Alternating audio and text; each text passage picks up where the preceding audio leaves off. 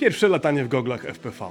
Wow, absolutnie niesamowite wrażenie. DJI Neo 2, waga poniżej 250 gram, niemal każdy może tak latać. Pierwszy dron z tej klasy z pełnym 360-stopniowym wykrywaniem przeszkód, lidarem z przodu i opcją latania FPV. Już po 2 minutach nauki możesz cieszyć się z latania dronem, obserwując świat z widoku ptaka przez gogle. To niesamowicie przystępna zabawka. Testowałem go przez ostatnie dni i muszę wam powiedzieć, że Neo 2 absolutnie w niczym nie jest najlepszy. Ale to zaleta i zaraz wam to udowodnię. Ale żeby było jasne od początku, ten dron ma też 8 konkretnych wad, o których musicie wiedzieć przed zakupem. Testowałem go za własne pieniądze i nie mam powodu, żeby cokolwiek upiększać. Odpowiem też na najważniejsze pytanie. Czy dron za tak małe pieniądze naprawdę może być wart zakupu? Wydanie zbiorcze. Zaprasza Maciej Dzierżek. Zacznijmy od zaskoczenia. Latanie w goglach FPV zawsze wydawało mi się czymś dla hardkorowych fanów dronów. Wiecie, tacy goście, co latają przez przeszkody, robią akrobacje, mają dziesiątki godzin treningu. A tu jest motion controller, dosłownie taki mały joystick, który trzyma się w dłoni. Wciskasz przycisk, pochylasz do przodu, dron leci do przodu, skręcasz nadgarstek, dron skręca. Po 2 minutach można latać między drzewami. Okej, może na początku wolno, ale za to bez ćwiczeń na symulatorze, bez ryzyka rozbicia drona w trakcie pierwszego lotu. Co ciekawe, to połączenie motion controllera z goglami rozwiązuje dość istotny problem tradycyjnych dronów FPV. Normalnie musisz opanować, względnie jednak skomplikowaną aparaturę z 2 drążkami i przełącznikami. To jak nauka gry na instrumencie, wymaga wyrobienia sobie pamięci mięśniowej, koordynacji i po prostu praktyki operowania w świecie 3D. Motion controller działa jak naturalne przedłużenie ręki. Twój mózg wie, jak poruszać ręką w przestrzeni 3D. Robisz to od urodzenia. DJI po prostu wykorzystało tę wbudowaną już w nas umiejętność. Fantastycznie połączono neurobiologię ruchu z projektowaniem interfejsu. Najlepsze technologie nie uczą cię nowych umiejętności, wykorzystują te, które już masz. Gogle mają własny slot na kartę pamięci i nagrywają widok z perspektywy drona, razem z całym interfejsem. Można obejrzeć na spokojnie wszystkie parametry lotu, ale można także uratować w ten sposób drona, bo jak go zgubisz, masz przy sobie nagranie z miejscem lądowania. Widziałem film, gdzie gość wyleciał 2 km od siebie, ale wracać musiał pod wiatr i w połowie drogi rozładowała mu się bateria. Dron wylądował sam, ale nagranie ułatwiłoby mu poszukiwania. Niestety, miał tylko zwykłą aparaturę. Latanie FPV to dopiero początek, bo to, co naprawdę wyróżnia Neo 2, to coś, o czym chyba za mało się mówi. Wszyscy patrzą na parametry, a mam wrażenie, że nie o to chodzi w tym produkcie. Chcesz filmować? Kup drona ze świetną kamerą. Chcesz FPV? Kup wyścigowego. Chcesz wakacyjne? Kup autonomicznego. I ja to rozumiem, też staram się wybierać najlepsze produkty, na jakie mnie stać w danej kategorii. Raczej unikam rzeczy tanich. Ale kupiłem najtańszego drona z oferty DJI. Dlaczego? Bo Neo 2 pozwala mi przetestować wszystkie tryby latania, zanim zainwestuję poważne pieniądze. I to jest kluczowe słowo – przetestować. Neo 2 możesz kontrolować na 5 różnych sposobów. Mamy tryby autonomiczne, wybierasz tryb na dronie, on sam lata i nagrywa, tak jak Hover Air, ale możesz też sterować gestami. Chcesz go przybliżyć, zbliż dłonie do siebie. Oddalić, rozłóż ręce. Poruszając jedną dłonią można zmieniać jego pozycję i poczuć się przez chwilę jak rycerz Jedi. Tylko trzeba się spieszyć, bo idzie zima, a w rękawicach ta funkcja nie działa. Można sterować nim z telefonu. Podstawowa kontrola przez aplikację i pewnie z 50 metrów zasięgu. Można latać z aparaturami DJI, tradycyjne latanie z drążkami. Zasięg do 10 km i do tego więcej opcji. Ma też uproszczone FPV z motion controllerem, intuicyjne sterowanie ruchem ręki i prawdziwe FPV z aparaturą dla powietrznych akrobatów. Zauważcie, jaki DJI przyjęło ciekawy model produktowy. Zamiast zmuszać nas do wyboru preferowanej formy latania, to dali nam wszystko. Podstawowy produkt o ogromnych możliwościach. To tak, jakby robot kuchenny za 500 zł oferował możliwości Thermomixa. Po kilku dniach latania odkryłem coś ważnego. Neo 2 nie będzie ostatecznym wyborem użytkowników w żadnej z tych kategorii. Do akrobacji FPV jest przecież beta FPV Pavo Pro albo Meteor. Ważna jest jakość obrazu i stabilizacja. Mini 5 Pro jest chyba aktualnie najlepsze. Do filmowania FPV Avata wygrywa. Do poważnych misji duże drony powyżej 250 gramów. No ale właśnie w tym jest geniusz Neo 2. Za te 1100 zł możesz sprawdzić, czy masz fajne okazje, by używać drona autonomicznego. Czy lubisz filmować z powietrza albo robić zdjęcia. Jaki styl latania sprawia ci przyjemność. A jak dołożysz do gogli N3, to sprawdzisz też, jakich wrażeń dostarcza latanie w trybie FPV. Ja nigdy nie byłem dobry w gry zręcznościowe. Nawet głupi Mario mnie denerwował, stąd wiem, że akrobacje FPV to nie moja bajka. Ale z Neo 2 mogę doświadczyć, jak to jest, bez żmudnego siedzenia nad symulatorem. Ani mi to nie sprawia przyjemności, ani szybko się tego nie nauczę. Ale z motion controllerem doświadczam tej imersji i frajdy. Co z tego, że latam wolno? Robić pętli, beczek i tak nie zamierzam. Podobnie jak wlatywanie do kominu. Nie sądzę, bym sam się w to wciągnął i poświęcił czas na naukę latania, no i pieniądze na poważnego drona FPV. No i właśnie dlatego Neo 2 jest genialne. Daje ogrom możliwości za niedużą kasę i bez czasu potrzebnego na naukę latania i konfigurację zestawu do takiego latania. Neo 2 eliminuje też ryzyko nieudanych zakupów. To DJI, więc zawsze możesz go sprzedać, jeśli ta zabawa nie jest dla Ciebie. A jednocześnie jest dość dobry w każdej kategorii, żeby dać realny smak doświadczeń latania dronem. Dopiero potem decydujesz, kocham filmowanie, kupię Mini 5 Pro. Albo kocham FPV, to moja przyszłość, biorę Awatę. No dobra, ale uniwersalność to jedno. Na tym nie kończą się zalety Neo 2. Chyba najważniejsza innowacja w tym dronie to upakowanie w tak małym i lekkim urządzeniu pełnego 360-stopniowego wykrywania przeszkód. Co to konkretnie znaczy? Tradycyjne drony mają sensory tylko z przodu i z dołu. Latasz do tyłu, ślepy, w bok, ślepy, do góry, no też ślepy. Hoover Air X1 Pro, którego testowałem wcześniej, miał tylko czujniki z dołu. To było jego największe ograniczenie. Neo 2 ma i sensory wizyjne dookoła, i lidar skierowany do przodu, i czujniki podczerwieni na dole, no i jeszcze GPS-a. To naprawdę dużo technologii. Testowałem oczywiście te czujniki i faktycznie omija przeszkody płynnie, nie wpada na ściany czy duże obiekty, chociaż klasycznie, gałęzie i kable, szczególnie w lotach bokiem, to ryzyko i zdarzało mi się go z nich wyciągać. Nie zmienia to faktu, że jestem tym dronem zachwycony. Doskonała platforma do zabaw i testów, odkrywania tego hobby bez ryzyka, że w pierwszym locie rozbijemy drona za 5000 albo znudzi nam się i wyląduje w szafie, tracąc wartość. Ale mój zachwyt nie przysłania mi wad. No Neo 2 ma konkretne wady, które musicie znać przed zakupem. Wrócę do tego, co mnie najbardziej zaskoczyło, ale tym razem negatywnie.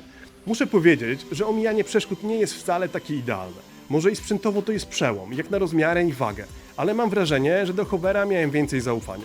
Neo 2 potrafi dziwnie się zachowywać, odlecieć szybko, w nieprzewidywalnym kierunku, potrafi też zgubić śledzony obiekt i ewidentnie ma problem ze zmianami wysokości.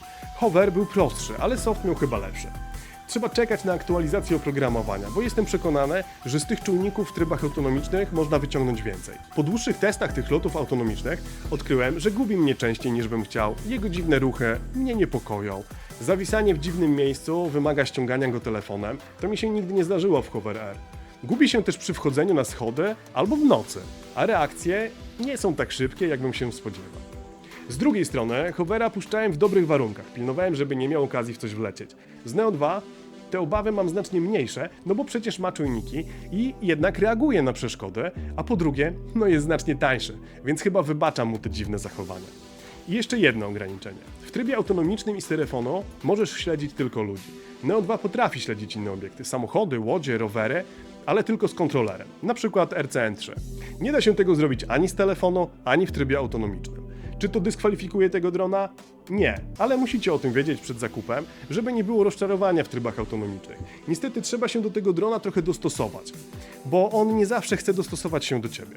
Druga rzecz, która mnie irytuje, to drobiazg. Nie da się ściszyć głośnika. Jego komunikaty głosowe są strasznie głośne i w praktyce jest to denerwujące. Te nadawane, gdy dron leży w dłoni, mogłyby być spokojnie nieco cichsze. Trzecia sprawa to tylko 20 metrów lotu w górę lub oddalenia od filmowanej osoby w trybie autonomicznym. Hoover Air miał 30 metrów. To oczywiście nadal nie jest dużo, ale zwiększa szanse na fajne ujęcie. Kolejna rzecz do aktualizacji. Zostańmy nadal przy trybach do selfie. Tryb Rocket od startu do lądowania mija w tym dronie jakaś minuta. Hover robił znacznie dłuższy przelot, coś około 3 minut, więc dawał dłuższe ujęcia i ciekawsze filmy. Neo 2 lata tak, jakby ciągle się gdzieś spieszył. Kolejna sprawa. Ekranik z przodu i ułożenie przycisków są, no cóż, moim zdaniem bez sensu. Przy omawianiu Hovera zachwycałem się ekranem. To jest generalnie fantastyczny pomysł i fajnie, że DJI też to zrobiło, ale przycisków nie widać, kiedy trzymasz drona i musisz ich szukać.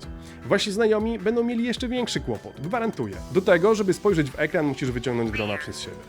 Hoover Air miał ekranik OLED na górze i przyciski obok. To było znacznie lepsze rozwiązanie. Widzisz, co robisz, masz wszystko na wyciągnięcie ręki. Realny czas lotu? 10-15 minut przy nagrywaniu i aktywnym śledzeniu. Marketing mówi o 19 minutach w idealnych warunkach.